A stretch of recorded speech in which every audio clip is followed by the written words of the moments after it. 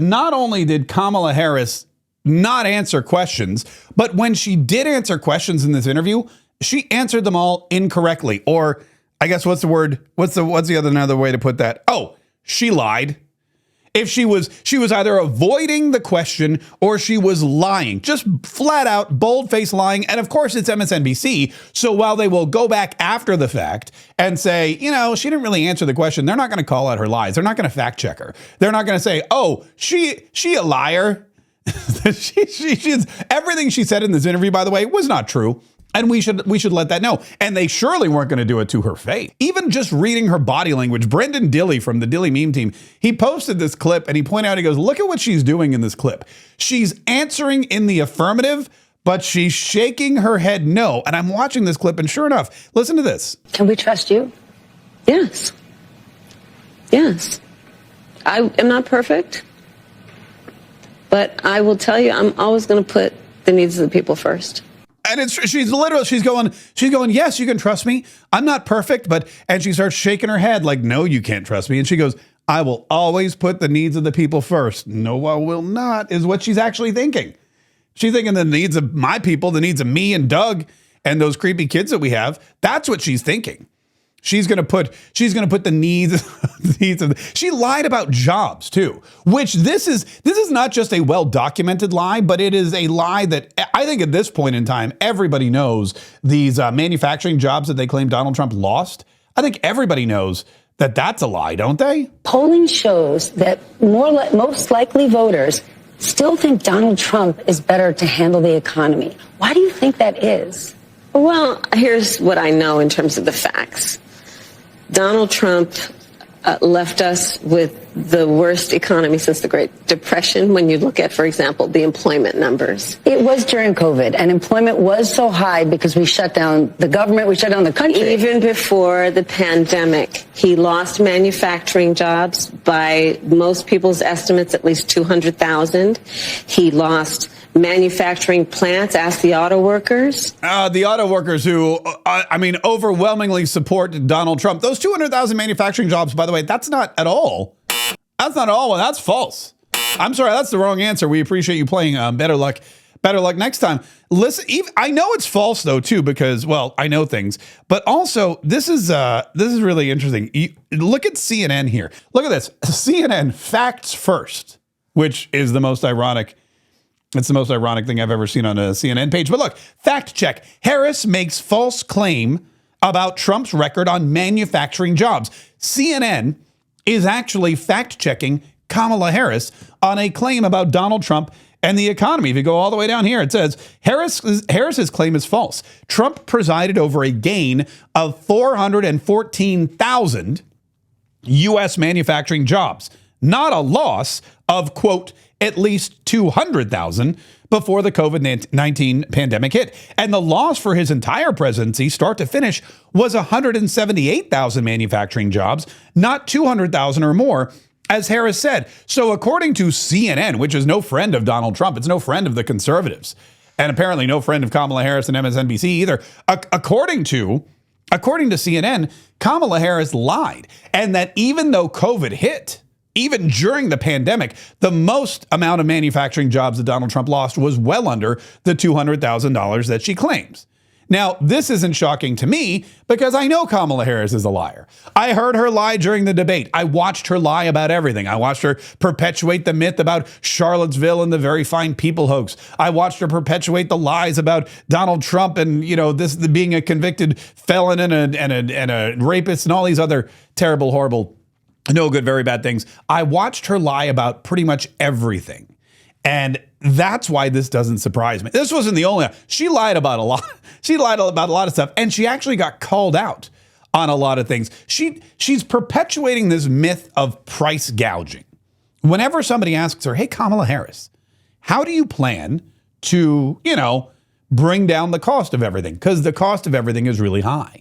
Anyone who goes to the grocery store, I don't need to go through it again. Donald Trump was telling the story the other day in Pennsylvania about the woman who wanted 3 apples, couldn't afford 3 apples. She had to put an apple back and get 2 apples. She wanted 3. She could only get 2. He goes, that's not fair. That's not the America we know. Kamala, how are you going to fix it? Listen to this. Prices are still high. Yeah, I agree with you. You said you want to take this on by going after those who engage in price gouging. Yeah. But as somebody who supports free markets, who's a capitalist, how do you go after price gouging without implementing price controls? Because once we get in this zone, people start to get worried and they say, I don't know what she stands for. Okay, first of all, the question should have been, why are you going after price gouging when price gouging isn't the reason why we have high prices? Why is it that whenever someone asks you, how are you going to bring down the cost of things, you bring up this myth, this weird fairy tale about price gouging and how it's the root of all evil and how people can't, this lady can't afford 3 apples. She can only get 2 apples because of the price gouging going on in the apple picking industry. This is what she's trying. And instead of MSNBC calling her out on that, they go, you know, what is your plan? So just to be very frank, I am never going to apologize for going after companies and corporations that take advantage of the desperation of the American people. And as Attorney General, I saw this happen. In the midst of an emergency, whether it be an extreme weather event or even the pandemic, we saw it. Where those few companies, not the majority, not most, but those few companies that would take advantage of the desperation of people and jack up prices. Yeah, I'm going to go after them. Yes. By the way, did you hear what she just said there? She goes, those few companies. She's literally saying this doesn't happen. She's literally saying these are isolated cases. She's literally in her answer of how she's going to bring down prices. She's saying, you know, I went after these companies. Not many of them. It's very few, but heck yeah, I'm going to go after them. Well, if it's not many companies, if it's very few companies, clearly it's not a problem. You're not answering the problem. You're coming up with some tough guy approach to a problem that doesn't really exist. Also, every state pretty much has price gouging legislation in place. We have a hurricane bearing down. Like literally, it's supposed to be here in 35 seconds. We have a hurricane bearing down on the state of Florida. You may have heard of it. Hurricane Helene.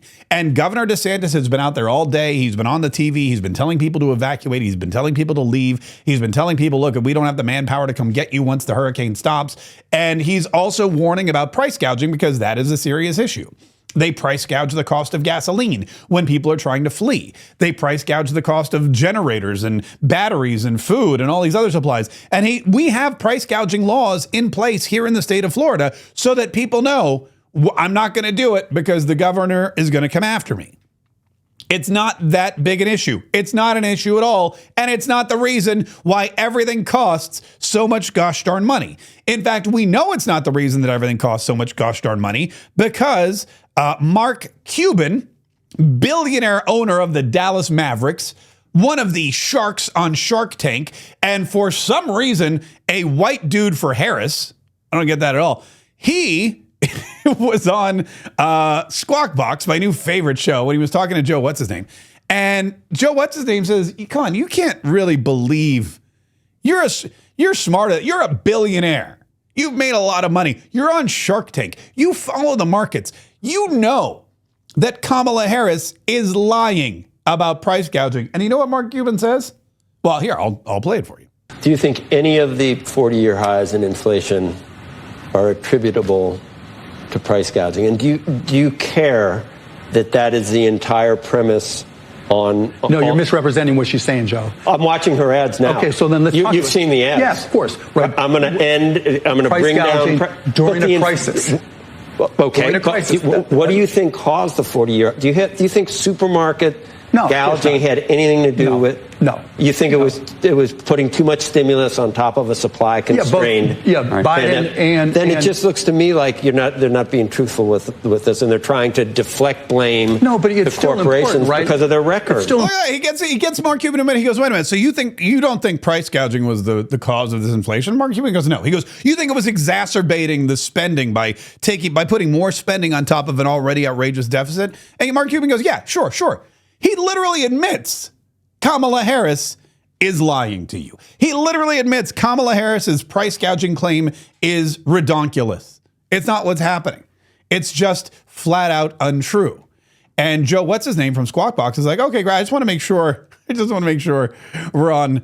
I just want to make sure we're on the same page. There's more of this, by the way. There's more lies. And what she says about the immigration problem, it's really angering to a lot of people. I'm always amazed at, and yes, I'm turning 50, but I'm always amazed when I see people in their 80s who aren't like Joe Biden and are more like Donald Trump. And one of those people is Chuck Norris. And Chuck Norris, as I've explained to you for a couple of days now, has found 3 things in his life that he made a simple change, and the 3 most important things in his life just exploded. He's got more energy. He's got more vitality. He can control his weight. And this guy is 84 years old. And look at this. I mean, this guy shows up at the gym every day, 84. I mean, Joe Biden can barely walk off stage. Joe Biden can barely lift a fork to his face. Chuck Norris is beating these punching bags, and it's all because of this one change that he made in his life and how it was able to change every aspect of his life and keep him young, keep him, this is the Walker Texas Ranger that we remember. This is the action hero that we all grew up. That's his wife, by the way. She did the same thing. And look at her. She looks fantastic. The 2 of them together, that's a dream couple. That's couple goals as you get into your older age. So if you are maturing, if you're 60, 70, 80, heck, if you're my age, you need to check out chuckdefense.com/MK. Chuck Norris has put together a fantastic video, chuckdefense.com/MK. And in this video, he walks you through the one simple thing he did that changed his life and made him so youthful, so full of energy, so active, and so happy into his 80s, 84 years old. chuckdefense.com/MK. So Mark Cuban is out there calling Kamala Harris a liar. MSNBC is out there calling Kamala Harris a liar. That doesn't matter. Kamala Harris continues to lie. And one of the biggest lies, which, again, there's no evidence of any of this. Donald Trump has asked her about it. McDonald's has come out and said, is that she worked at McDonald's. And Stephanie Ruehl brings it back up. But I think she wanted to be cutesy. Because your opponent almost every day seems to be talking about this. So I just want to ask you yes or no. At any point in your life, have you served 2 all-beef patties, special sauce, lettuce, cheese, pickles, onions on a sesame seed bun, working out at McDonald's? Yes or no? That's it. I have. Okay. Now the other job. But it was not a small job. Like, I did the fries. But, I mean, Oh, wait, hold on. I have. Okay. That was it.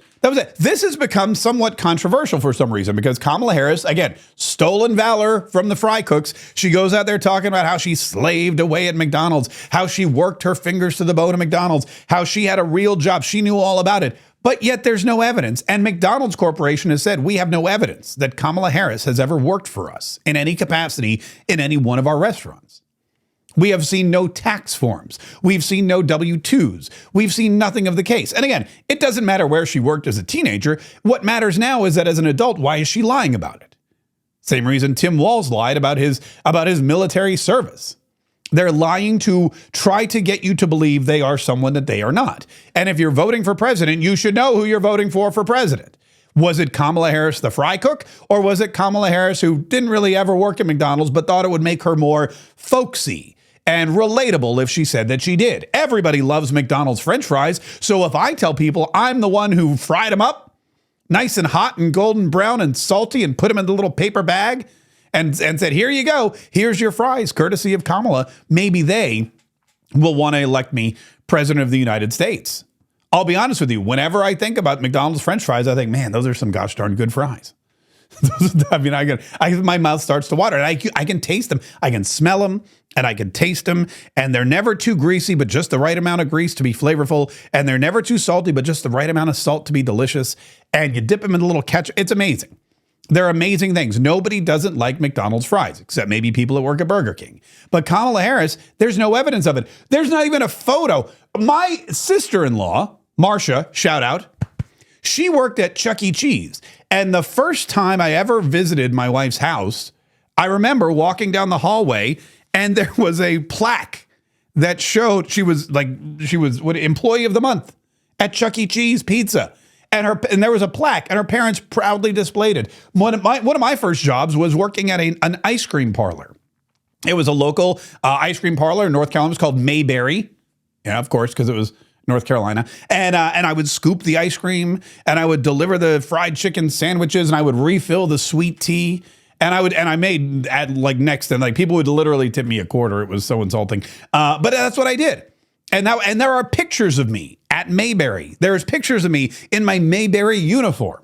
There's pictures of me slaving. Like I had a Popeye arm from like scooping this ice cream every single day, especially when they had $1 banana splits. That was the worst. That was like hell on earth. But there's evidence of it. Where's the evidence that Kamala Harris ever worked at McDonald? I don't think there is any. And then she did this thing where she, because Kamala Harris either avoids the question, she lies about the answer, or she just prattles on about something that doesn't really make any sense at all. And she did that when she was asked about how she was going to bring down the cost of housing. Looking holistically at the connection between that and housing, and looking holistically at the incentives we in the federal government can create for local and state governments to actually engage in planning in a holistic manner that includes prioritizing affordable housing. That was 3 holistics, by the way. She used holistically. It's her new favorite word. I guess a hot button. I guess she's going for the yoga. I don't know, voters. She's going for that whole yogi, inner spiritual. We need a holistic approach to housing. And we need to see that housing and in transportation, they all work together holistically. And that's how we're going to help. So Kamala Harris, just so you know, is going to bring down the cost of housing by looking at the entire thing holistically, which is weird to say. But also, I mean, that's the job of that's what every president supposedly does. You look at the job holistically. You say, okay, here's the United States of America. Here's the stuff that sucks that we got to fix. How do we do that? And immigration, for example, if she looked at immigration holistically, she would see that shutting down the border, deporting illegal immigrants who were already here, and going to northern Central America to try to dig into and stop and cease the root causes of migration, she would see that, yes, they all work together as one piece. But holistically, they didn't do that. What they did was they allowed illegal immigrants to come into the country. They allowed illegal immigrants to just be flown all over the place, to here in Jacksonville, Florida, out in Springfield, Ohio. They just dumped these people wherever they could find room. She allowed that to happen. She didn't beef up border security. She didn't deport anybody. She just went to tackle the root causes of migration, and she didn't even do a good job with that. Donald Trump did all of it. Donald Trump said, first, we're going to build a wall. Then we're going to stop letting people in the country. If they want to come in the country, they've got to wait. They've got to stay in Mexico. And you know what happens when you keep all of these illegal immigrants in Mexico? Mexico goes, ay caramba. We don't want these illegal immigrants in our country. Because what happens is the southern border of Mexico is like this big, and the northern border of Mexico on the United States is like this big. So it's actually easier to go down to the southern border of Mexico and shut that mug down so that you don't get all these illegals coming up from Venezuela and El Salvador and everywhere else. So what happened with Donald Trump was he said, okay, we're going to let people into the country, but we're going to do it in an orderly fashion. And before your number's called, you've got to keep your butt in Mexico. And so Mexico had piles and piles of illegal immigrants sitting there, and they said, They went down to their southern border and they shut it down. And guess what happened? Oh, holistically, illegal immigration was stifled. Kamala Harris doesn't believe in that. In fact, Kamala Harris doesn't believe in stifling illegal immigration at all. She believes in increasing illegal immigration, doing whatever she can to keep the illegal immigrants coming, blaming Republicans for it, and then, this is the best part, providing a pathway to citizenship. There are people there that are stressed, that feel that they're at capacity. Communities around the country that have legal immigration, many have said, we're at capacity. And many feel like the government has said to them, well, adapt, sit down, be quiet. This is how it is. What would a Harris administration do for those communities who've taken in many, many legal immigrants, but are at capacity? Well, first of all, we do have a broken immigration system, and it needs to be fixed. And if we take a step back, months ago, some of the most conservative members of the United States Congress came together with others, proposed a border security bill. That would have put 1,500 new border agents on the border to help those hardworking border agents who are there right now working around the clock. Would have put more money into stemming the flow of fentanyl, which is killing Americans around our country and devastating communities. Would have put more resources into our ability to prosecute transnational criminal organizations, which in my career I've prosecuted. Donald Trump got word of the bill, realized it was going to fix a problem he wanted to run on, and told him to kill the bill, don't put it up for a vote. He killed a bill that would have actually been a solution because he wants to run on a problem instead of fixing a problem. And that's part of what needs to be addressed. And my pledge is that when elected president, if the American people will have me, I will bring that bill back and I will sign it into law. And we need a comprehensive plan that includes what we need to do to fortify not only our border, but deal with the fact that we also need to create pathways for people to earn citizenship. Okay, so here's Kamala Harris's plan. Blame the Republicans. She said months ago. Kamala Harris has been the border czar for 4 years. Months ago, Kamala Harris and Joe Biden have been in office for 4 years. Months ago, the Republicans came up with a border bill, and then Donald Trump said, don't vote for it. I need to run on this in November. And so they shut it down. That's, first of all, false. That's not at all why the border bill was shut down. The border bill was shut down because it wasn't a border bill. It was a spending bill. It was a Ukraine funding bill. It didn't have nearly enough stuff for Ukraine. It had or for the border. It had a bunch of stuff that we didn't even want. Like every other bill, the Democrats just slammed it full of stuff that the Republicans could not stomach. It didn't do anything for the border. It did everything for all of the Democrat pet projects, including Vladimir Zelensky. So they voted it down. And Kamala Harris is saying, wow, after 3.5 years, we finally got a bipartisan border bill and it failed. So blame the Republicans. What we need now, and what I'm going to do when I'm president, is I'm going to, yes, look at a comprehensive border protection package. But you know what we really need to do? We need a pathway to citizenship so that those illegal immigrants, the 20,000 illegal immigrants who were dumped in Springfield, Ohio, who may or may not be eating cats and eating dogs, as the song would lead you to believe. The Venezuelan street gangs who are in Chicago, starting turf wars with the locally grown Chicago street gangs who are taking over apartment buildings in Aurora, Colorado. The homeless encampments all through the cities of LA and New York and Miami and pretty much everywhere because of these illegal immigrants. Those people, Kamala Harris doesn't want to send them home, doesn't want to deport them. She wants to make them citizens. She wants it so that all of those people who are causing these crimes and the mayhem and destroying some of our most important, our most profitable, our most iconic cities, she wants to make it so that those people cannot leave. She wants to make it so that they're there permanently. If you're in New York and you walk out your house and you see a string of homeless Latino people who were brought here illegally by the Biden administration and just dumped in the street, or if you see them living in some 5-star hotel somewhere, just know that Kamala Harris wants it so that they never leave.